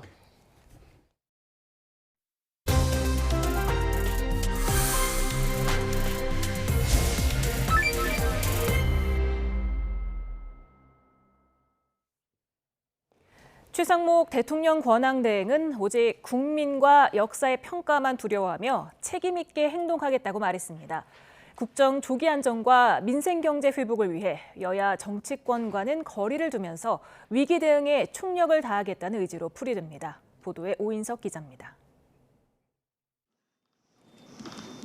새해 첫 국무회의를 주재한 최상목 권한대행은 국무위원 한 명 한 명이 소관 분야의 권한대행이라는 사명감으로 맡은 바 소임을 다해야 한다고 밝혔습니다. 지난달 31일 최 권한대행이 헌법재판관 2명을 임명하면서 일부 국무위원이 반발하자 원팀 행정부를 강조한 겁니다. 최 대행은 국정의 조기 안정과 민생 경제의 회복을 위해 혼신의 힘을 쏟겠다며 오직 국민과 역사의 평가만 두려워하겠다고 말했습니다. 오직 국민과 역사의 평가만 두려워하며 국가를 위해 제대로 판단하고 책임 있게 행동하는 것만이 공직자로서 저희들의 도리입니다. 정치 셈법에만 몰두하는 여야 정치권과는 거리를 두면서 국정안정이라는 책무에 전력을 다하겠다는 의미로 풀이됩니다. 이 같은 불개입 기조는 정치권의 극단적인 논란이 경제와 외교 등 주요 국정 이슈까지 집어삼킬 수 있다는 우려가 반영된 것으로 보입니다. 최 대행은 정치적 불확실성 속에서 많은 국민들이 정부가 민생과 국민의 안전에 소홀하지 않을지 걱정하고 있다며 비상한 각오로 위기 대응 총력전에 나서겠다고 말했습니다. 올해 업무 보고는 평시 업무 보고와는 그 절박함과 해법, 추진 속도 모든 면에서 완전히 달라야 합니다. 비상한 상황에 걸맞게 위기 대응 총력전이 되어야 합니다. 대행의 대행 체제로 인해 맹탕 업무 보고에 그칠 것이란 우려를 불식하고 위기를 헤쳐나갈 해법을 마련하겠다는 의지를 밝혔습니다. 최 대행은 굳건한 한미 동맹을 바탕으로 북한의 도발에 단호히 대응해 나가고 미국의 신정부 출범에 맞춰 외교와 안보, 통상 등 각종 현안에 신속히 대응할 것을 주문했습니다. 또 민생 경제가 정치적 상황과 맞물려 더욱 얼어붙을 우려가 커지고 있다며 속도감 있게 정부 가용 자원을 총동원하겠다고 말했습니다. 행안부와 경찰청은 각종 집회와 시위를 안전 중심으로 관리하고 겨울철 안전사고에도 철저히 대비해달라고 당부했습니다. YTN 오인성입니다. 정부가 주말과 설 연휴 사이 끼어있는 1월 27일 또는 31일을 임시공휴일로 지정하는 방안을 검토 중인 것으로 알려졌습니다. 기획재정부 등 관계부처는 27일이나 31일을 임시공휴일로 지정하는 방안을 두고 부처 간 협의에 들어간 것으로 전해졌습니다. 임시공휴일로 지정되면 주말에 이어 설 연휴까지 모두 엿새를 연달아쉴 수 있습니다. 유일한 법정 의사단체인 대한의사협회 차기 회장을 뽑는 결선 투표가 내일까지 이틀간 진행됩니다. 결선에 오른 김태구, 주수호 후보 모두 강경파로 평가돼서 정부 의료개혁 정책에 대한 의료계 반발이 계속될 전망입니다. 이문석 기자의 보도입니다. 전국 14만 의사를 대표하는 대한의사협회 신임 회장이 내일 선출됩니다. 오늘부터 이틀간 진행되는 결선 투표로 확정되는데 1차 투표에서 1, 2위를 차지한 김태구, 주수호 후보 모두 대정부 강경파로 분류됩니다.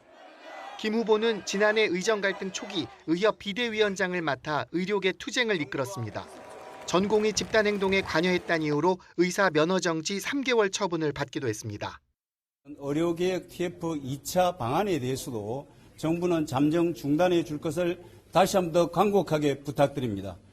대통령이 거리 상태이기 때문에 대통령이 추진했던 모든 정책은 잠정 중단하는 것이 맞다고 저는 생각하고 있습니다.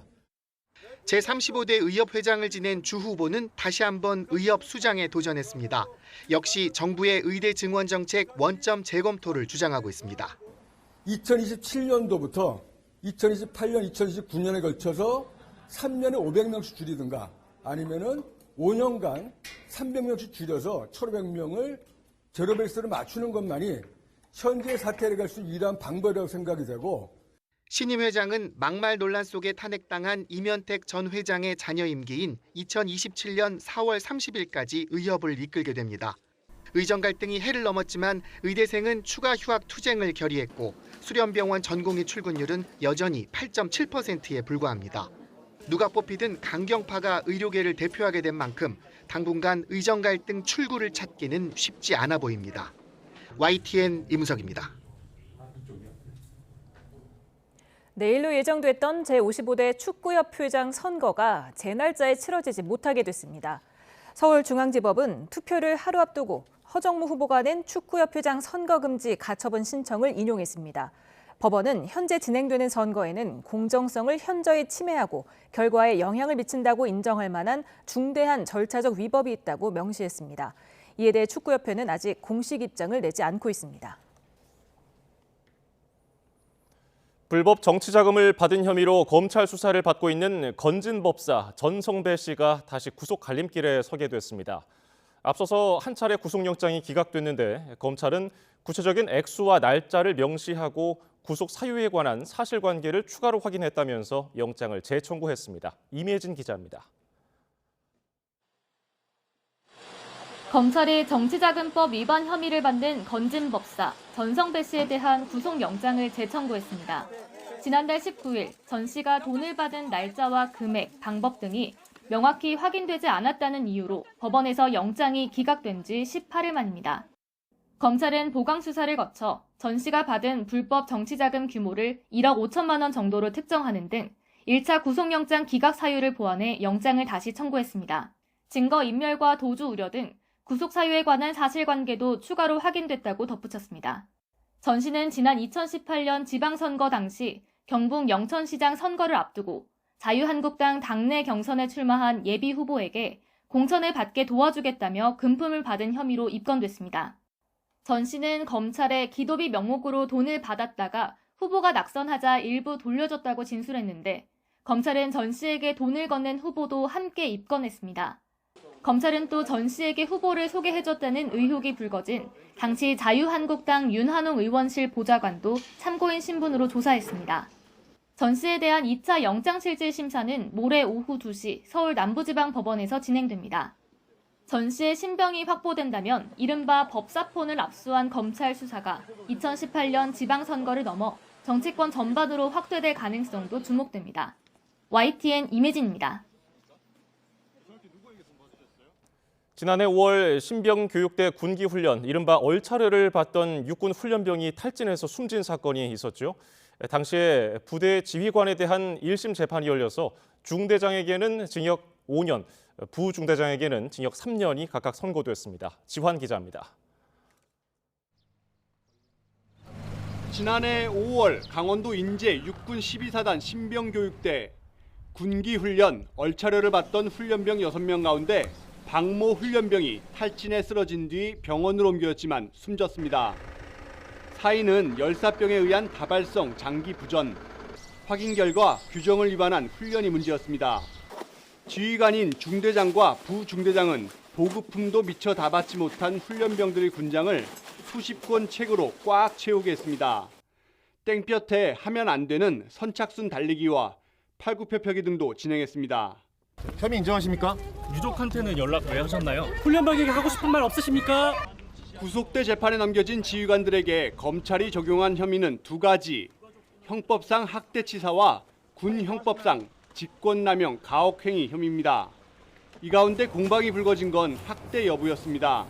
검찰은 당시 기상 조건과 훈련 방식, 피해자 신체 조건을 종합해 볼 때 고의적인 학대로 봤습니다. 반면 중대장 측은 규정에 어긋난 건 인정했지만 훈련병들을 정신적, 육체적으로 학대할 의사는 전혀 없었다고 반박했습니다. 이에 대해 1심 재판부는 혐의 모두를 유죄로 봤습니다. 다만 군부대 교육 중 발생한 사건이라는 걸 고려해 중대장 강모대위 징역 5년, 부중대장 남모중이 징역 3년으로 검찰이 요청한 형량의 절반만 선고했습니다. 5년, 3년으로서 한다면 누가 군대에 와서 자기 온몸을 다 바쳐서 훈련을 받고 어떤 부모가 군대를 보낼 수 있겠습니까? 가장 핵심 혐의였던 학대치사 역시 유죄로 인정됐습니다. 아무리 군대 훈련이라도 규정에 어긋날 경우 학대와 가혹행위로 인정될 수 있다는 판결인데 검찰과 피고인 모두 항소 이후 법정 다툼을 이어갈 것으로 보입니다. YTN 지환입니다. 북한이 새로운 소재와 기술이 반영된 신형 극초음속 중장거리 탄도미사일 시험 발사에 성공했다고 주장했습니다. 김정은 국무위원장은 태평양 지역 적수들을 견제하게 될 거라고 자평했는데 우리 군은 기만 가능성이 큰 것으로 평가했습니다. 이종원 기자입니다. 이동식 발사대를 떠난 미사일이 화염과 함께 하늘로 솟아오릅니다. 북한이 시험 발사에 성공했다며 공개한 극초음속 중장거리 탄도미사일 IRBM 발사 모습입니다. 미사일 총국장 장창하 대장과 국방과학연구기관 책임 일꾼들이 시험 발사를 지도했습니다. 평양에서 동북 방향으로 발사된 미사일은 음속의 12배 속도로 날아가 공해상 목표 수역에 정확히 탄착했다고 북한 매체들은 보도했습니다. 내륙을 가로질러 날아간 건데 1차 정점 고도는 99.8km, 2차 정점 고도는 42.5km라고 밝혀 지난해 4월 시험 발사 때보다 낙차가 커지고 비행거리는 늘었습니다. 또 탄소섬유 복합 재료가 제작에 사용됐고 비행과 유도 조종 체계에서 새로운 기술이 도입됐다고 북한 매체들은 주장했습니다. 보도가 사실이라면 낙차가 큰 기동성에 적어도 비행 능력과 레이더 포착이 어려운 요격 회피 능력까지 개선된 겁니다. 딸 주혜와 함께 화상으로 시험 발사를 참관한 김정은 국무위원장은 이런 무기 체계를 보유한 나라는 세계적으로 몇 안 될 것이라며 태평양 지역 임의의 적수들을 견제하는 역할을 하게 될 거라고 주장했습니다. 유사시 미국령 괌에 대한 타격 능력을 과시하며 존재감을 드러내면서도 미국은 직접 언급하지 않아 수위는 조절한 것으로 보입니다. 그러나 우리 군은 북한의 발표가 한미일의 분석 결과와 차이가 있는 것을 지적하며 기만 가능성이 큰 것으로 평가했습니다. 특히 미사일의 비행거리와 기동성, 속도 등이 과장된 것으로 보고 있습니다. 북한이 주장하는 비행거리와 2차 정점 고도 등은 기만 가능성이 높다고 판단하고 있습니다. 한미일이 분석한 사거리는 1100여 킬로미터이고 2차 정점 고도는 없었습니다. 군은 극초음속 미사일은 작전 범위가 짧은 한반도 안에서 성능 발휘가 어려울 것으로 판단한다면서도 북한이 보유한 어떠한 미사일도 요격할 준비가 되어 있다는 점도 거듭 강조했습니다.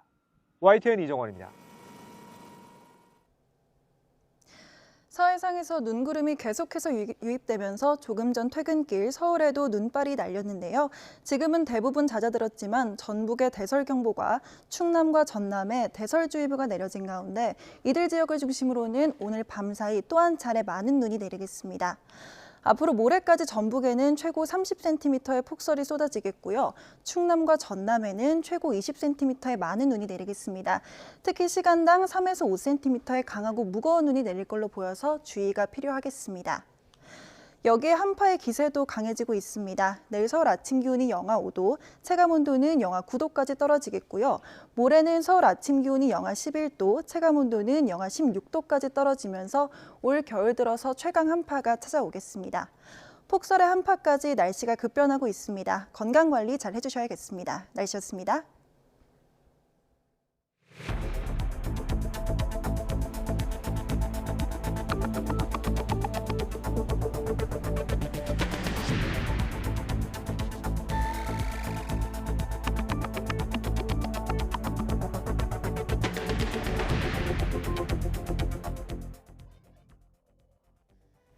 윤석열 대통령에 대한 두 번째 체포영장 심리가 길어지고 있습니다. 오동훈 공수처장은 2차 집행이 마지막이라는 각오로 최선을 다하겠다고 강조했습니다. 김영수 기자입니다.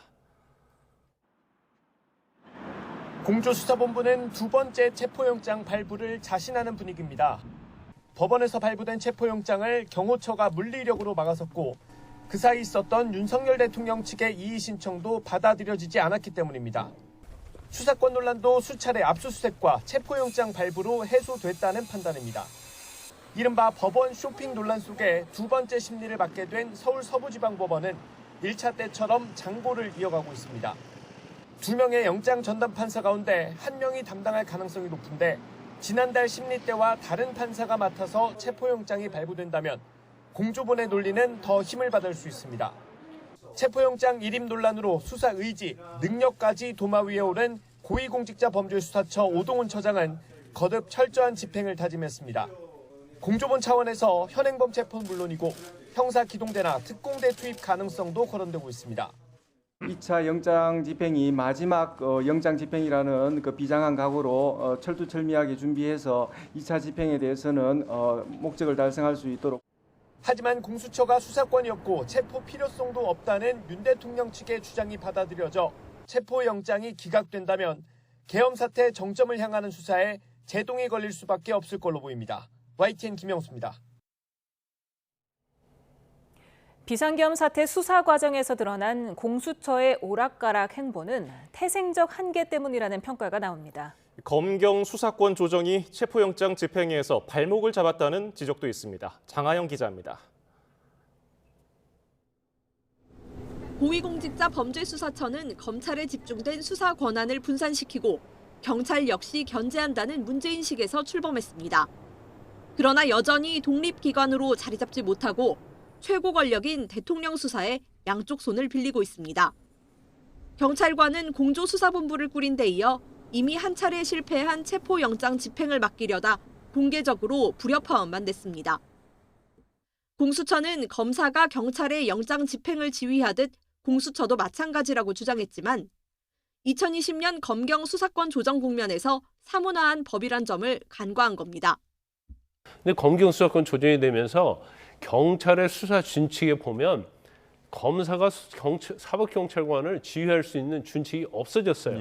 아주 이렇게 단순한 준칙이랄지 이것마저도 본인들이 확인하지 못하고 검찰은 수사 막바지, 공소 제기를 요청해야 합니다.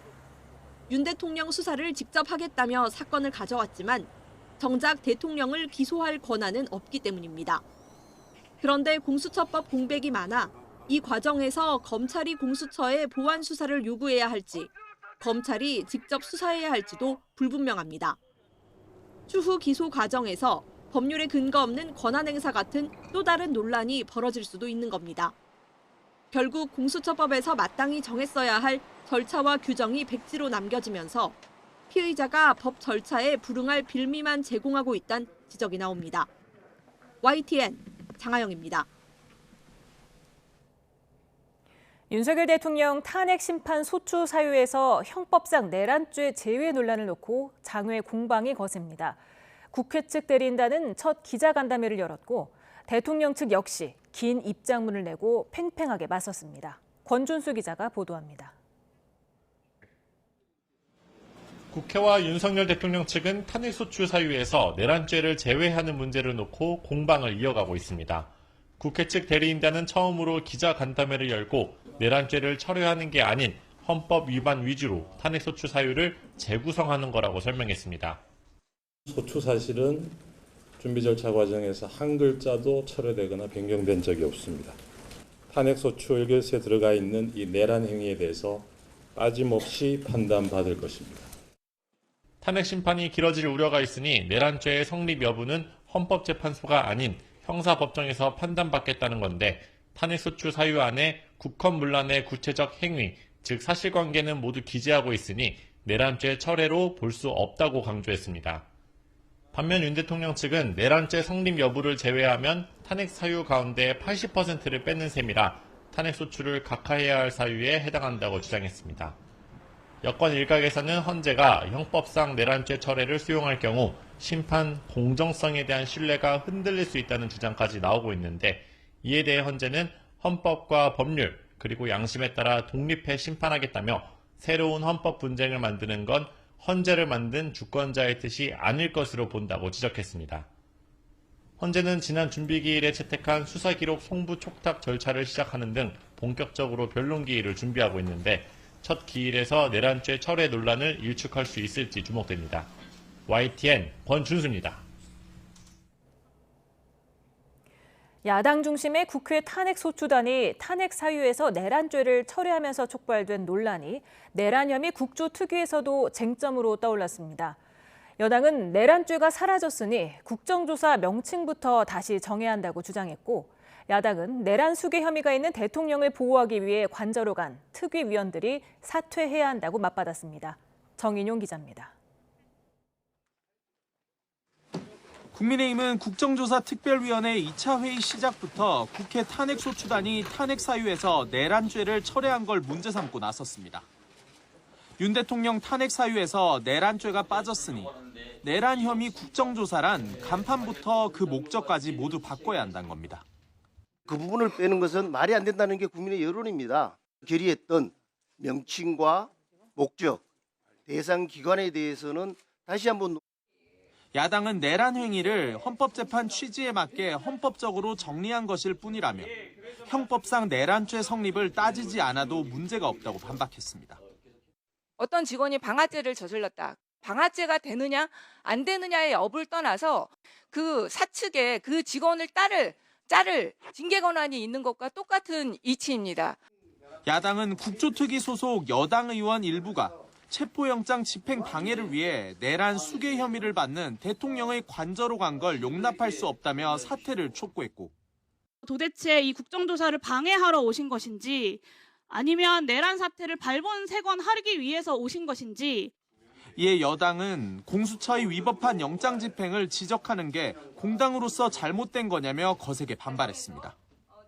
공수처법 여기 계신 민주당 의원님들께서 그때 단독으로 통과시킨 법안인데요. 내란죄의 수사를 할 수 없도록 지금 설계가 돼 있습니다.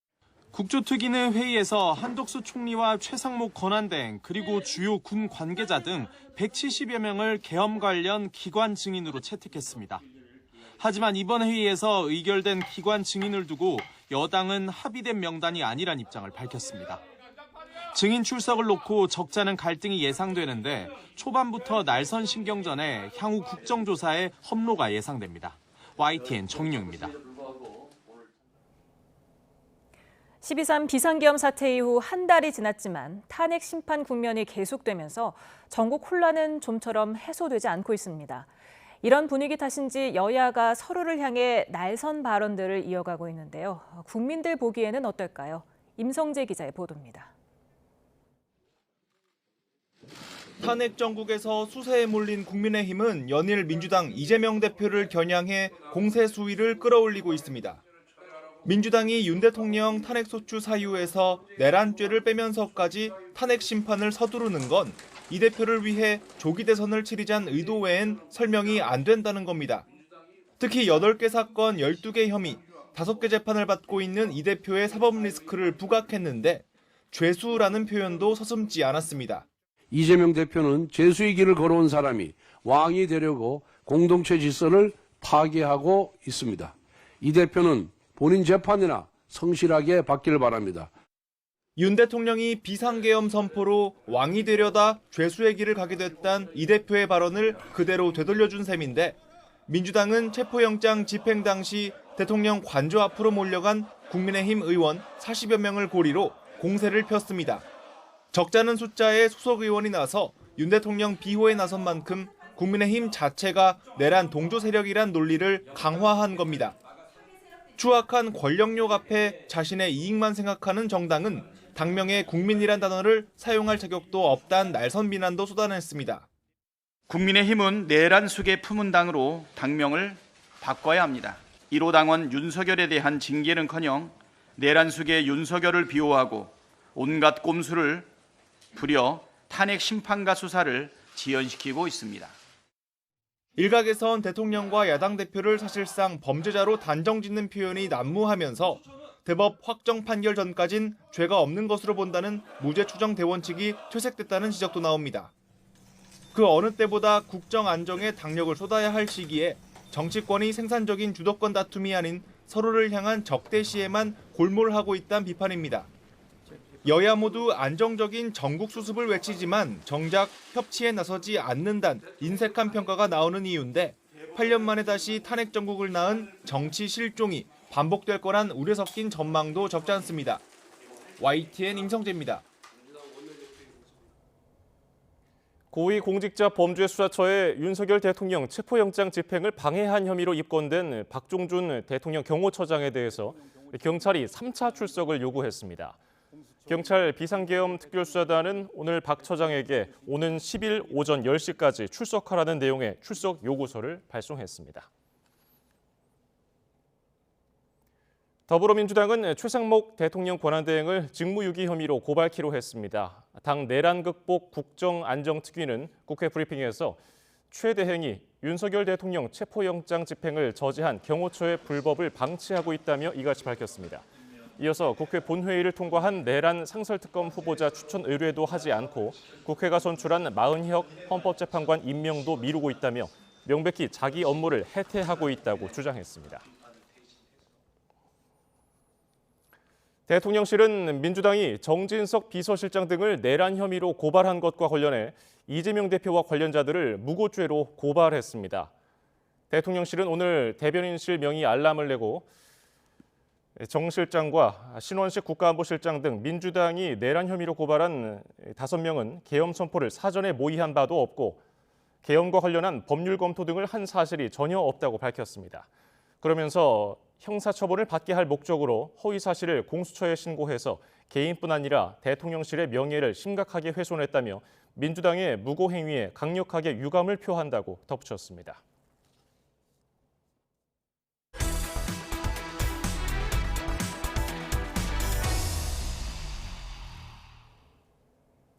오늘 전국적으로 기온이 뚝 떨어진 가운데 서해안에는 큰 눈이 내렸습니다.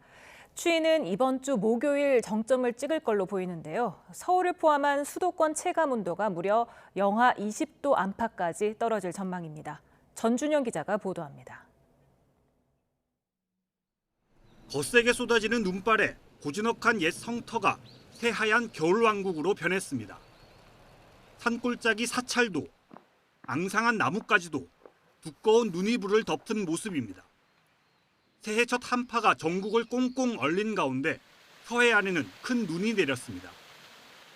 영하 40도에 달하는 찬 공기가 서해를 지나면서 만들어낸 눈구름이 호남과 충청 지역에 집중적으로 눈을 뿌린 겁니다. 우리나라 북서쪽 상공으로부터 영하 40도 이하의 매우 찬 공기가 남하하면서 충남과 호남 서해안에 강한 눈구름을 만들고 있습니다. 이 지역에는 이미 대서특보 수준의 눈이 내려 쌓인 상태이고 밤사이에 또 한 차례 강한 한기가 유입되면서 많은 눈이 추가적으로 내릴 전망입니다. 목요일까지 전북에는 최대 30cm, 광주 전남과 충남 서해안에도 20cm 이상 많은 눈이 내릴 전망입니다.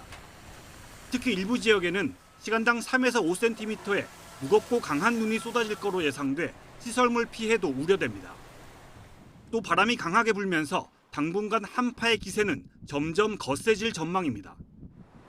특히 목요일에는 서울을 비롯한 수도권의 아침 체감 온도가 영하 20도 안팎까지 곤두박질하는 등 동장군의 심술이 절정에 달하겠습니다. 대륙 고기압의 확장으로 찬 북서풍이 강하게 불면서 8일 낮부터 내륙을 중심으로 기온이 내려가 9일과 10일 아침 최저 기온이 영하 10도 이하로 낮아 춥겠으니 수도관 등 동파에 대비하시기 바랍니다. 기상청은 서울에도 올해 첫 한파특보가 내려질 가능성이 있다며 한파로 인한 결빙이나 동파 사고를 주의해달라고 당부했습니다. YTN 전주정입니다.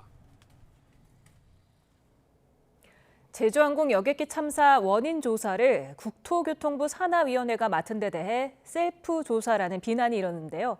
국토부가 조사위에 있는 국토부 전현직 인사들을 전격 배제하고 장관도 적절한 시기에 물러나겠다는 입장을 밝혔습니다.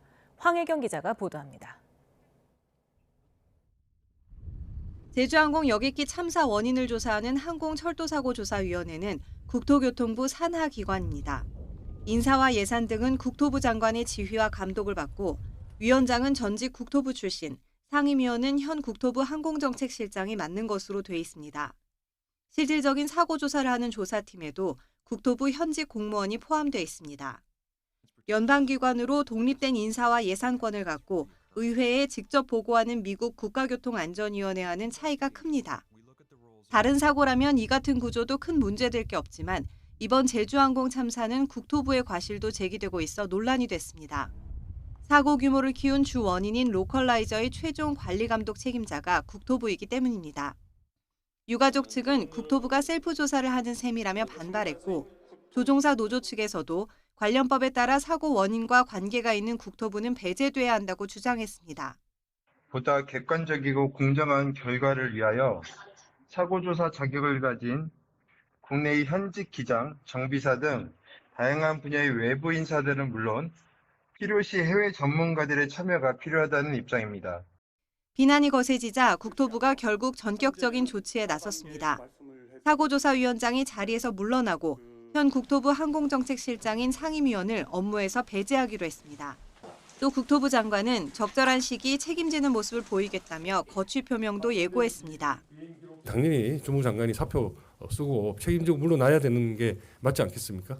그러나 그만두고 나온다고 이 문제 해결되는 게 아니기 때문에 적절한 사태 수습과 또 현재 정치적인 상황 이런 걸 봐서 적절한 시기를 지금 생각하고 있다는 말씀드리겠습니다. 기존 조사위로도 공정성과 객관성에 문제가 없다는 입장에서 한 발 물러나긴 했지만 조사위가 여전히 국토부 산하 조직이라는 점은 한계로 지목되고 있습니다. 유가족을 비롯한 이해 관계자 모두가 수긍할 수 있는 사고조사 결과가 나올지 주목됩니다. YTN 황혜경입니다. 제주항공 여객기 참사 원인을 조사하고 있는 국토교통부가 참사기가 사고 당시 조류 충돌을 겪었다고 인정했습니다. 이승열 항공철도사고조사위 조사단장은 사고기에서 수거한 엔진에 들어간 흙을 파내는 과정에서 깃털 일부를 발견했다며 이같이 말했습니다. 다만 조류 충돌이 양쪽 엔진에서 같이 일어났는지, 다른 엔진에서 덜 심하게 일어났는지는 봐야 한다고 덧붙였습니다. 정부가 제주항공 여객기 사고 수습과 관련해 국토교통부에 12-29 여객기 사고 피해자 지원단을 이번 달 신설하기로 했습니다. 최상목 대통령 권한대행은 중앙재난안전대책본부 회의를 열고 정부는 피해자 지원에 소홀함이 없도록 무안공항에 있는 통합지원센터를 계승한 여객기 사고 피해자 지원단을 신설할 계획이라고 말했습니다. 최 권한대행은 또 정부는 독립성과 중립성을 바탕으로 법령과 국제 기준에 근거해 객관적이고 투명하게 사고 원인을 조사하겠다고 말했습니다. 2017년 제천 스포츠센터 화재와 2023년 오송 지하차도 참사, 그리고 최근에는 제주항공 여객기 사고까지 대형 참사가 끊이질 않고 있습니다. 참사 피해자와 유가족들이 일상으로 돌아가기 위해서는 이들의 아픔을 공감하는 대책과 진상규명이 무엇보다 필요하다는 주장이 제기됐습니다. 김기수 기자입니다. 지난 2017년 12월 29명이 숨지고 40명이 다친 제천 스포츠센터 화재 참사. 지난 2023년 7월 임시제방 붕괴로 지하차도가 침수되면서 14명의 희생자가 발생한 오송 지하차도 참사까지.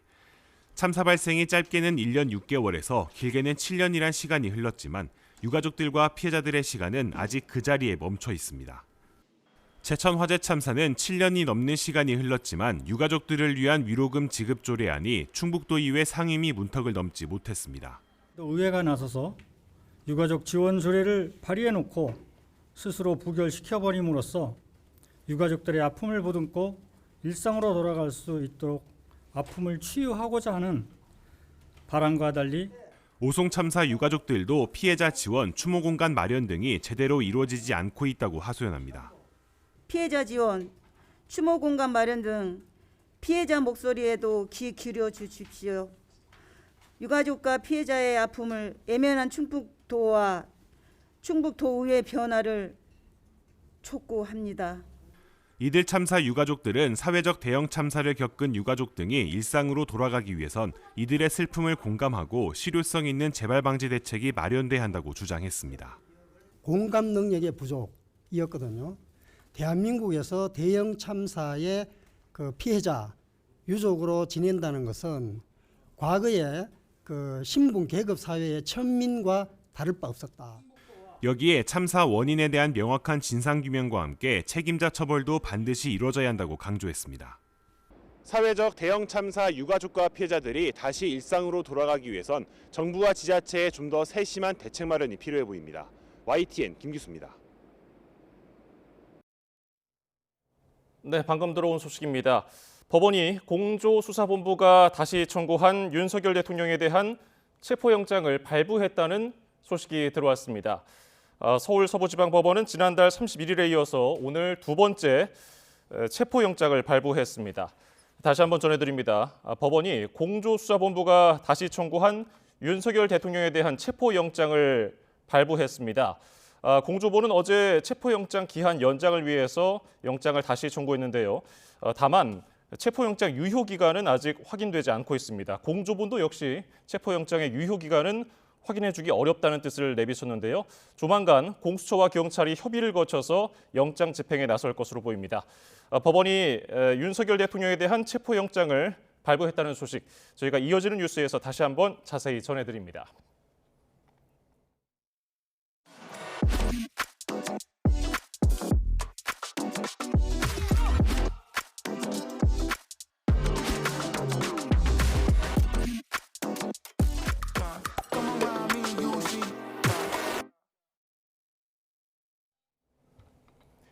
인공지능 시대의 황태자로 떠오른 젠슨 황 엔비디아 최고 경영자가 8년 만에 CES 기조연설에 나섰습니다. 그를 보기 위해서 연설장에 구름 관중이 몰렸는데 이 자리에서 젠슨 황은 로봇 플랫폼 출시를 깜짝 발표했습니다. 미국 라스베이거스에서 최하영 기자입니다. 미국 라스베이거스 만달레이 베이 컨벤션 센터. 수많은 사람이 꼬리에 꼬리를 물고 끝도 없이 줄을 섰습니다. 8년 만에 CES 기조연설에 나선 젠슨 황 엔비디아 최고 경영자를 보기 위해 구름 인파가 몰렸습니다. I've been here 10 years and I have never seen a line this big in my life. It was like somebody is here to see God today. 경쟁을 뚫고 입장에 성공한 관중들 앞에 트레이드 마크인 검은색 가죽 재킷을 입은 젠슨 황이 무대에 올랐습니다. 이번엔 좀 더 화려한 재킷입니다. Do you like my jacket? 8년 전 기조연설에서 인공지능 시대를 알렸던 젠슨 황은 이번엔 로봇 시대를 예고했습니다. 로봇 공학의 챗 GPT 시대가 오고 있다며 로봇과 자율주행차 개발을 위한 플랫폼 출시를 발표했습니다. Today we're announcing a very big thing.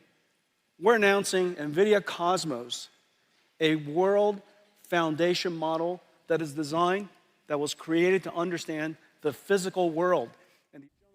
인공지능의 궁극적 미래는 로봇과 자율주행차와 같은 물리적 실체라며 2년 전 챗 GPT가 급격하게 확산했던 것처럼 이 산업의 역사적인 순간은 지금이라고 강조했습니다.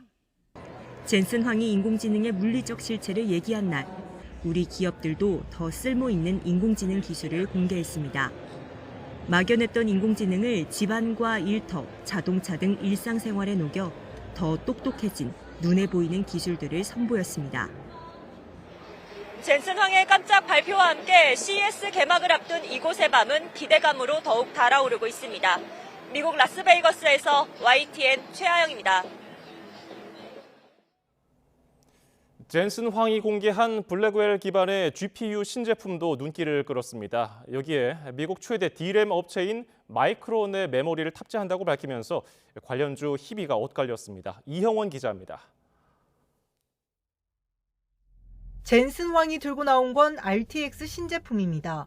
최신 인공지능 가속기인 블랙웰 기반의 그래픽 처리 장치 GPU 시리즈를 공개한 겁니다.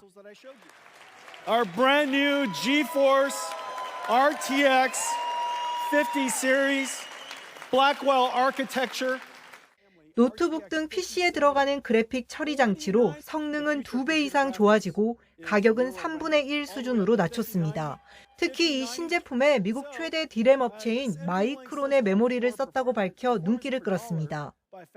G7 memory from Micron, 1.8 terabytes per second, twice the performance of our last generation.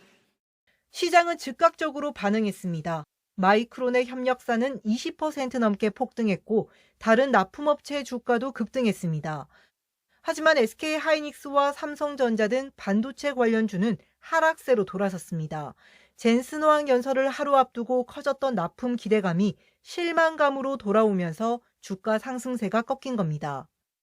그 관련 기대 심리, 거기다가 폭스콘 실적 발표, 여러 가지 호재성 재료를 바탕으로 해서 큰 폭의 상승을 했었기 때문에 이제 하나의 이벤트가 끝났잖아요. 그러고 나서 이제 밀린다고 보시면 돼요. 반도체 업황 전망이 녹록지 않다 보니 젠슨 황 한마디에도 대형 반도체주가 크게 출렁였다는 분석이 나옵니다. YTN 이영훈입니다. 네, 윤석열 대통령에 대한 두 번째 체포영장이 발부됐습니다. 공조수사본부는 조만간 영장 집행에 나설 것으로 보이는데요. 취재기자 연결해서 알아봅니다. 배민혁 기자, 자세한 소식 전해주시죠. 네, 공조수사본부가 윤석열 대통령에 대한 체포영장이 발부됐다는 사실을 공지했습니다. 서울 서부지방법원은 내란 우두머리 혐의를 받는 윤 대통령에 대한 체포영장을 발부했습니다. 지난달 31일 발부된 체포영장 시한이 끝나면서 공조부는 어제 윤 대통령의 체포영장을 다시 청구했습니다. 체포영장 청구 사실이 언론에 공지된 게 어제 저녁 6시 반쯤이니까요. 하루 만에 영장이 발부된 겁니다. 앞서 윤석열 대통령 측은 수사권 없는 공수처가 관할을 어기고 체포영장을 청구했고 혐의의 상당성이 없다는 내용의 의견서를 재판부에 냈지만 받아들여지지 않은 것으로 보입니다. 예, 체포영장 집행을 바로 할 것으로 보입니까? 네, 일단 준비 시간이 조금 필요할 것으로 예상됩니다. 공수처와 경찰은 곧바로 체포영장 집행을 위한 실무 협의에 들어갈 것으로 보입니다. 앞서 지난 3일 체포영장 집행을 시도했을 때 3차 저지선을 구축한 경호처에 막혀 무산됐던 적이 있습니다. 이때보다 경호처의 저항은 더 강해질 가능성이 있습니다. 지난 5일 박종준 경호처장은 공개적으로 편법, 위법 논란이 있는 체포영장이라면서 여기에 응하는 건 직무유기라고 밝혔고요. 한남동 관저 주변으로는 철조망이 설치되는 모습이 포착되기도 했습니다. 경력 추가 투입 여부나 규모, 현행범 체포 방침을 포함해 현장에서 발생할 수 있는 여러 변수에 대한 검토가 필요할 것으로 예상됩니다. 지금까지 사회부에서 YTN 배민혁입니다. 중국 티베트 고원에서 규모 7.1 강진이 발생했습니다. 지금까지 95명이 숨지고 130명이 다친 것으로 집계됐는데 사상자는 더 늘어날 전망입니다. 베이징 강정규 특파원입니다. 진열대가 좌우로 요동치면서 물건이 쏟아져 내립니다. 가까스로 탈출한 뒤 스마트폰 카메라를 켠 사람들. 바깥엔 아직 분진이 자욱합니다. 성한 건물 하나 없는 거리엔 무너진 벽돌과 부서진 차량이 어지럽게 뒤엉켜 있습니다.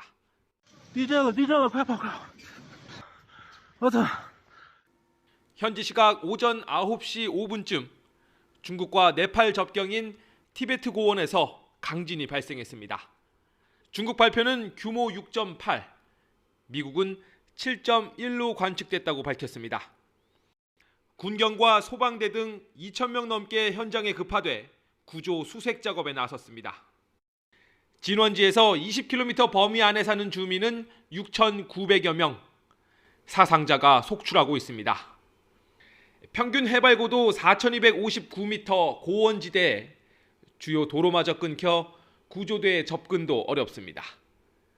물과 전기 공급이 중단된 가운데 앞으로 3일 골든타임의 최대 복병은 영하 18도 안팎의 한파입니다. 剧烈晃动要帮就是持续不断，就是大概1个小时左右，家人都不敢听了，哇塞，都怕了。 중국 당국은 중앙 예산 2억 위안, 약 400억 원에 달하는 구호 자금을 긴급 투입하기로 했습니다. 시진핑 주석도 인명 피해를 최소화하고 이재민 보호에 총력을 다하라는 특별 지시를 내렸습니다. 베이징에서 YTN 강정규입니다. 필립 골드버그 주한 미국 대사가 임기를 마치고 미국으로 돌아갔습니다. 미국 정부는 한국계인 조셉 윤 전 국무부 대북정책 특별대표를 주한 미국 대사 대리로 보낼 것으로 전해졌는데요. 불안정한 국내 정세를 고려해서 대사 자리를 임시로라도 채우려는 것으로 보이는데 차기 대사에도 한국계 인사가 거론됩니다. 홍성기 기자입니다. 트럼프 행정부 출범에 맞춰 사의를 표명한 필립 골드버그 주한 미국 대사가 2년 반의 한국 생활을 마치고 귀국길에 올랐습니다. 골드버그 대사는 지금의 국내 상황을 의식한 듯 한국은 위대한 나라라며 어려움을 이겨낼 것이라고 말했습니다. I know these are very difficult moments for Korea, but I also know that you'll get through them and that the Korean people will get through them. 공석이 된 주한 미국 대사 자리는 새 대사가 정식으로 부임하기 전까지 대사 대리가 임명될 것으로 전해졌습니다. 골드버그 대사는 주한 미국 대사 대리로 한국계인 조셉 윤 전 미 국무부 대북정책 특별대표가 올 것이라고 밝혔습니다. Mr. Ambassador, could you confirm if Joseph Yoon will be coming to Seoul as the acting ambassador? That's our intention. He will be the chargé in a few days. 통상 후임 대사가 부임하기 전까지 대사관 차석이 대사 업무를 대행하던 것에 비하면 이례적인 결정입니다. 최근 계엄과 탄핵 등 불안정한 국내 정세를 고려해 대사관에 무게를 실어주기 위한 결정이라는 해석이 나옵니다. 차기 주한 미국 대사는 미국의 새 행정부가 인사권을 행사하고 상원 인준까지 받은 뒤 부임하려면 길게는 1년 넘게 걸릴 수 있기 때문입니다. 앞서 골드버그 대사 부임 전 주한 미국 대사는 16개월 동안 공석이었고 그 직전 해리 해리스 대사도 18개월의 공백 기간 후에 부임했습니다. 차기 주한 미국 대사로는 역시 한국계인 미셸 박 전 연방 하원 의원과 앨리슨 후커 전 국가안보 부보좌관 등이 거론되고 있습니다. 특히 미셸 박 전 의원은 마이크 존스 현 하원 의장과 케빈 메카시 전 하원 의장 등 공화당의 전현직 지도부의 추천을 받고 있는 것으로 알려졌습니다. YTN 홍성기입니다.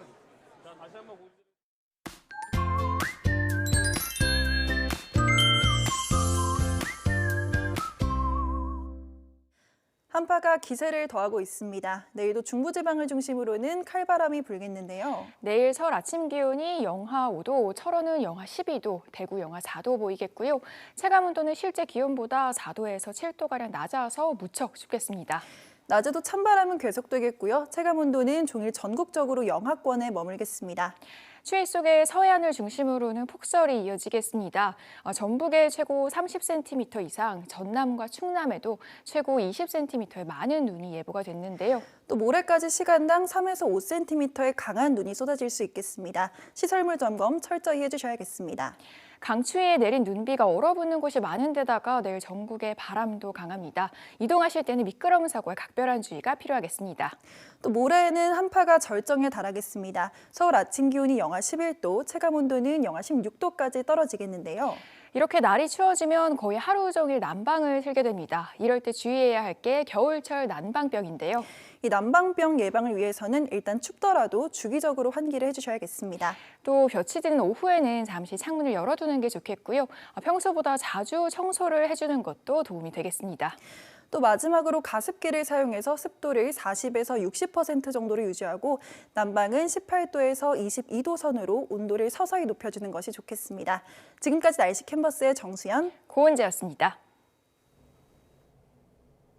오늘 뉴스플러스는 여기까지입니다. 잠시 뒤 뉴스퀘어 저녁 8시 뉴스가 방송됩니다. 고맙습니다.